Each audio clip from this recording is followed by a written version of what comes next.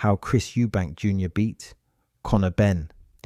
There were so many narratives in this fight. Their fathers' histories, both being world champions and having fought each other, cast a long shadow. There was the cancellation of their first scheduled fight, the egg slap, personal tragedies, and the controversial rehydration clause. The breakup and eventual reconciliation of a father-son relationship. The complexity of two different personalities, one sophisticated, calm, and calculated, the other passionate, aggressive, and wearing his heart on his sleeve. So let's talk about what happened in the fight and what might happen in the rematch. The fathers had a great rivalry. Their first fight took place on the 18th of November, 1990. Their rematch was held at the 9th of October, 1993. Both were brutal and competitive fights. In many ways, their sons were manifestations of their fathers.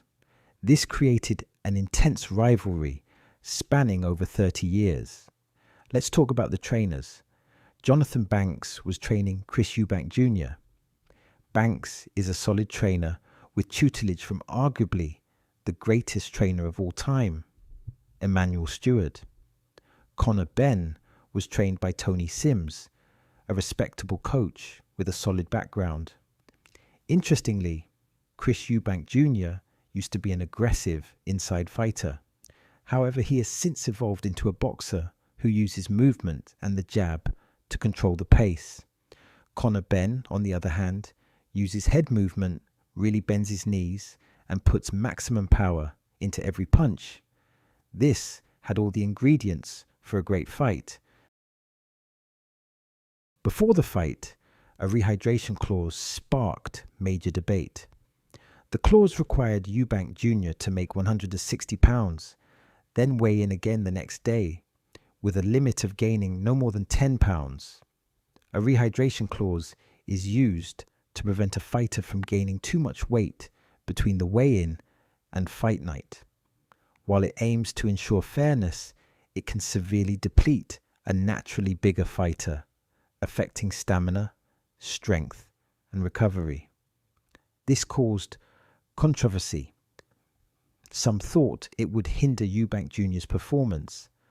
Others feared it could put him in danger. Chris was naturally the bigger fighter, so the weight restrictions introduced many unpredictable variables. Another element was the breakdown of the Eubank father-son relationship. While Connor had a great relationship with his dad, the popular warrior Nigel Benn. Unbeknownst to many, the Eubank relationship would be rekindled on fight night. On the Piers Morgan show, there was a passionate and explosive exchange between the two boxers. And of course, there was the egg slap. This showed anger and was also a great piece of marketing the rivalry. The stage was truly set for an unforgettable night. So let's talk about the fight. Round 1. In the opening round, Chris Eubank Jr. used lateral movement and the jab. Connor Benn moved his head into a short left hook. Very nice shot. Chris was looking for counters while Connor used some clever feints. Chris's jab came from the hip, giving it speed and a unique trajectory that was hard to read. Chris is using his experience, but Connor looks dangerous and is maintaining his composure. This was the round where Connor landed a sharp left hook. He set it up beautifully with a straight right. The punch made Chris clinch and start talking to Connor. It was a moment that clearly boosted Connor's confidence. A puncher gaining confidence is a dangerous proposition. The domino effect of this is that the puncher throws more punches. Now Connor was also using effective head movement, slipping and rolling punches with fluidity. Despite that, Eubank was winning a grueling contest. He was doing it with jabs, movement inside fighting, and great counter-punching. Now the final 3 rounds were unbelievable in intensity. In the 12th round, Chris Eubank Jr. threw 122 punches. On its own, that's remarkable, but considering the rehydration clause, it felt beyond human. Before the fight, some questioned Chris's desire, but in these moments, he showed tremendous bravery and tremendous stoicism. This was a sensational fight. Both Eubank and Connor Benn established themselves as warriors who put it all on the line. The fight didn't just live up to expectations, it surpassed them.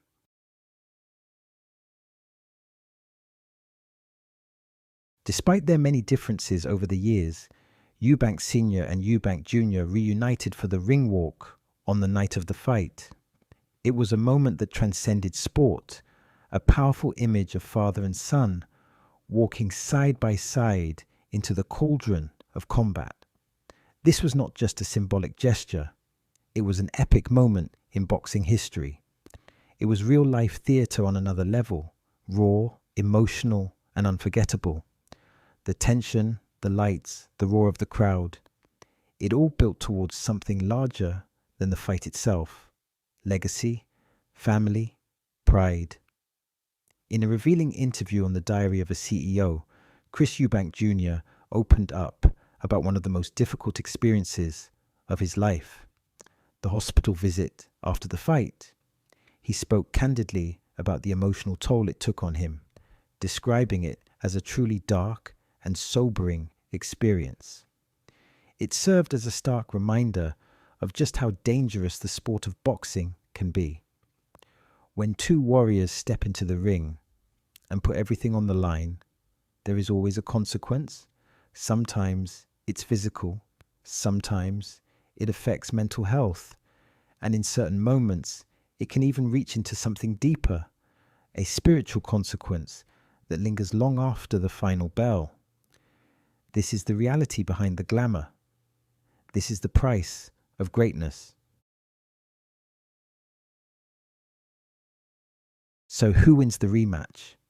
That's the million-pound question. And the truth is, there are so many variables that could shape the outcome. First, will there be a rehydration clause? And if there is, will it be the same as before, or will the terms change? The weight cut was a major talking point in the first fight, and its impact on Eubank Jr.'s performance cannot be ignored. Then, there's the question of durability. Has Eubank Jr.'s punch resistance been permanently affected? On the flip side, how much can Connor Benn improve? He's young, hungry, and still developing. Will we see a more refined version of Benn, faster, sharper, more patient? The mental game is also crucial. Who can make the smarter adjustments? Who can adapt when the fight doesn't go to plan? Will Eubank Jr. bring the same fire and hunger he had the first time, or has the loss changed him? And perhaps the most important question of all, who has the superior boxing IQ? In a sport where margins are razor thin, ring intelligence often separates winners from losers. This isn't just a physical battle, it's a chess match. Okay, so I wanted to switch to the camera because there's a few things I want to discuss with regards to the rematch, with regards to who would win in the rematch, and I've actually written down a list. So I think this is important. The beard, we haven't spoken about that. The rehydration clause, we'll re-explore that. The nutrition, the ambition, the tactics. So let's discuss that. So let's first discuss the beard. And if you notice in the fight, Chris Eubank Jr. had a beard. Now, why is this significant? Well, there's a question. And that question is, does beards lessen the effect of punches? I believe there was this contention with Tyson Fury and Usyk. So if I was part of the Connor Benn camp, I would try to put pressure on trying to ensure that Eubank would have to either trim his beard or get rid of the beard. Now, even if beards don't lessen the effect of punches, they might lessen the effect of punches psychologically, even if it's not a literal effect. Also, there's a subtle variation here because when someone has a beard, you can't see their chin. So maybe that can impact accuracy. So I feel like the beard issue is an interesting one. And interestingly, in the fight between Hamza Shiraz and Belenga, there was that discussion about the beards. So I think that is a variable that no one really discussed. So the next part, okay, let's re-explore the rehydration clause. Let's re-explore the rehydration clause and nutrition. So clearly, if the rehydration clause is kept to how it was the first time, there may be some negative implications for Eubank. Now, this is ironic because in the last couple rounds, Eubank threw an extreme amount of punches. However, it would appear that the rehydration clause may have affected his punch resistance. And the accumulation of punches, or the volume of punches, was more of a testament of Eubank Jr.'s will and his courage and his passion, rather than the rehydration clause not having an effect. I think in the interview that Eubank did afterwards, post-fight, he indicated that there was an effect, particularly with regards to his legs. And obviously legs are very important in boxing because lateral movement is important, because you either move your head or move your legs.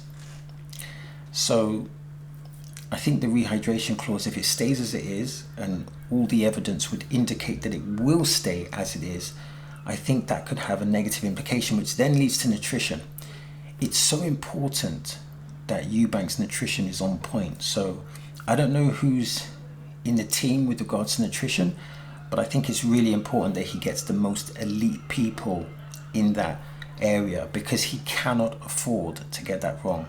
Because if he doesn't do the rehydration correctly or efficiently, that can have devastating consequences on his performance and on the outcome. So I think that, whoever is the top nutritionist person, regardless of how much they charge, that definitely would be a good investment. So also, we've got the ambition. So let's briefly just address the ambition. So clearly Eubank and Connor, if you was to put their ambition as like a meter, both of them were excessively high. So they clearly had great ambition to, really embody and signify, or, they wanted to, I don't know if this is the right word, honor and acknowledge and show the passion and commitment that they had to their respective names, Nigel Benn and Eubank Sr. So both of them they came into that fight with great ambition. In the rematch, here's a question. Will they both have that ambition? Clearly, Connor Benn will have the ambition to right the wrong of losing the first fight. But will Chris Eubank Jr. have that same ambition? Perhaps, maybe not. That is a variable, or that is something that we can't see, that will have a significant impact, or it will be a significant variable in terms of how the fight unfolds. So if Chris Eubank Jr. has less ambition, and that reflects in the way he trains, in the way he goes through his camp, then that can seriously affect him. But considering the money that's involved, considering I don't know if ego is the right word, but considering what's at stake in terms of the name, you would think that both parties, both Eubank Jr. and Connor Benn, would both have great ambition. So the question would be, if they both have great ambition, who would have the greater ambition? And that's a difficult question to answer. Clearly, because Connor Benn lost the first fight, he will have a lot of desire, I think, to right the wrong. And finally, let's just talk about the tactics. Now, I think tactically, both could do maybe some different things. Let's talk about Connor Benn. I think when Connor Benn threw the 2 and the 3, that's the straight right and the left hook, he had a lot of success with that. So I think he should continue to do that. Also, I think he should try and invest in the body work, but I don't think he should go directly to the body. I think maybe he should do what Canelo does. You know, sometimes when he's fighting, he throws the uppercut to the head and then he throws the left hook to the body. Or he could do what Evander Holyfield used to do, where he would go left hook to the body and then left hook to the head. Or what Martin Bakole does, he does it in reverse. He goes left hook to the head and left hook to the body. I think the great James Toney did the same thing. So I think that there's some punch variations that Connor Benn could use that could benefit him strategically.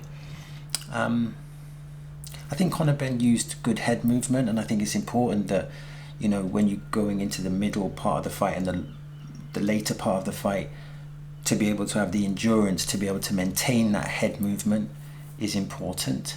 I think he needs to be careful of Chris Eubank Jr.'s short left hook, because if he's dipping to the right, he can walk into it.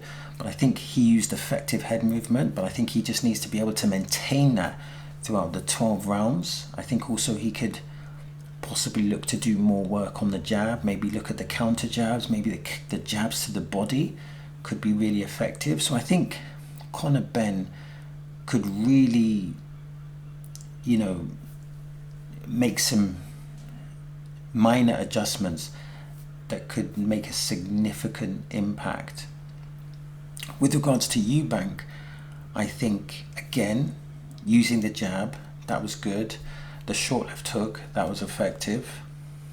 I think the lateral movement was good. The counter punching was good. I think he could potentially invest more into the body as well.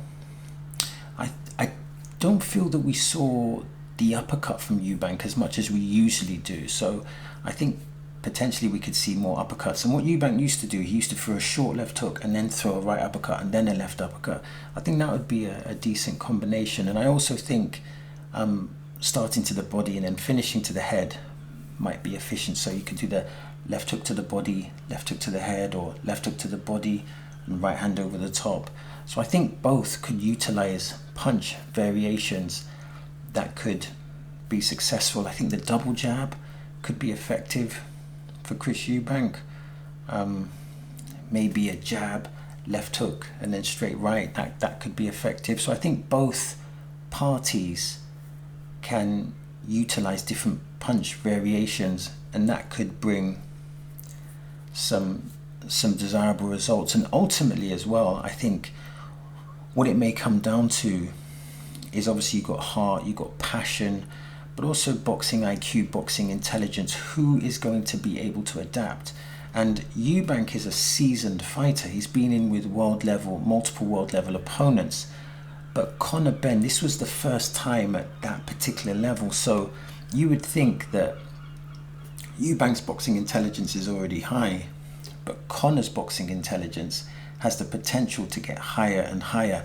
And this fight could be a template for him to improve his boxing intelligence. So, and what some people would call experience. And that could be really effective. So if Connor Benn can bring this experience and really adapt and, you know, really upgrade his boxing intelligence, that could be a significant factor. I think ultimately the first fight was a great fight, so much passion, and I think the walkout with Chris Eubank Jr. and Chris Eubank Sr. was absolutely legendary. What a magical moment. And when you look at the fight, it was almost like a theatre production. It was like a movie. It was like a script. You had the egg slapped, you had the cancellation, you had the controversy, you had the son-father issues, and then you had the reconciliation, and then to top it off, you had an absolutely fantastic fight. So I think that there's enough interest, well, there's loads of interest in the rematch, but I think when you look at it strategically, I think even for the boxing purists, there's enough in it to think, okay, yeah, this rematch could be very interesting, particularly with the variables that are going on when we're talking about, and I'd say the variables would be the weight, the concept of the beard. I also think the gloves would be interesting because the bigger the gloves, that makes the punches less snappy, but it also could affect Connor's speed, and I think that potentially could be in Eubank's favour. So I think there's all these variables which could contribute to another fantastic, great fight.